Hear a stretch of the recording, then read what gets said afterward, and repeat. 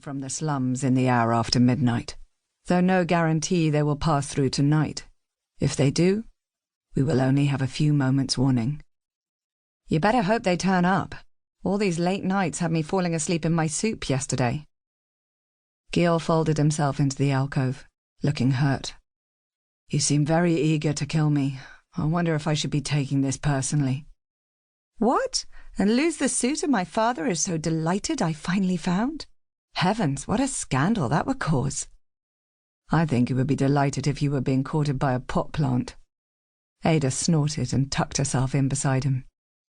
As long as the plant had never belonged to Camille.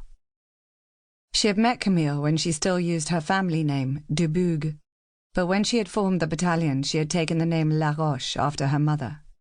Camille Dubourg was the girl she had fallen in love with, but Camille Laroche was the one with whom she had built a life. As far as her father was concerned, Ada had abandoned Camille and decided to go home. He was only too happy to believe that the business with Olympe and the revolutionaries had scared her enough to leave the Battalion des Morts.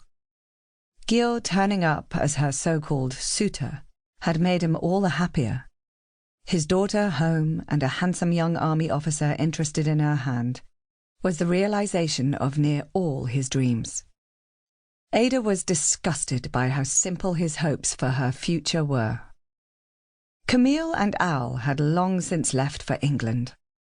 Ada and Gil had spent the whole time investigating, but they'd learned nothing of the Duke's plans. Each plot they formed, each thread they followed, came up blank. The grisly Abbey laboratory had been abandoned. The Duke's former hotel had been seized by the Revolutionary Army to billet soldiers, and the servants who had worked for him were impossible to track down. He seemed to have no allies, no home, nothing. He was a ghost. For a while, Ada had let the thought grow in her mind. Maybe he really had gone. The blow of being defeated by a gang of outsiders had been too crushing, and he'd bowed out. It was a nice thought. But from what little she'd experienced of the Duke, she knew it couldn't be true. He was out there, somewhere, doing God knows what to God knows who. Only she and Gil could stop him. Now they were down to their last hope, their last foolhardy plan. A very, very stupid, dangerous plan. But that was the Battalion des Morts, the Battalion of the Dead. They wouldn't give up until they'd tried everything, even death. They had been settled into the alcove for only a few minutes when a scrawny girl appeared. Her lank hair hung loose around her gaunt face, and her clothes were held together by dirt and wishful thinking. She looked them over, then gave Gil a curt nod.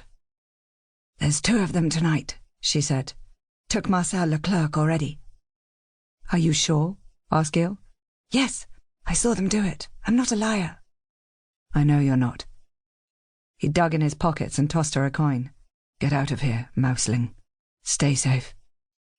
The girl snatched it out of the air and bolted. Ada thrummed with adrenaline. It was now or never. Gil pushed her bag of supplies over. His eyes were dark, unreadable. "I'm ready to die." Chapter 2. A Country House in England. James stood in the ante-room of his father's study, trying his best not to pace. A footman had assured him Lord Harford was inside seeing to some other business and would see him shortly. So James waited, sweat drying under his linens, his boots still dusty from the hard ride from London. The urged pace was strong.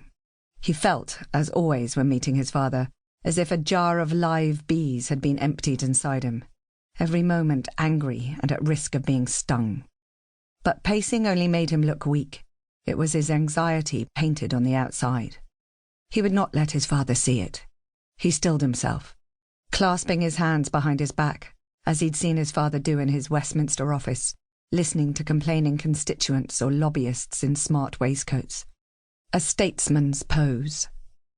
The anteroom bridged the gap between the airy, light rooms his mother kept decorated to contemporary tastes and the sombre, tomb-like gloom of his father's study. Tobacco-stained wood panelling covered every wall.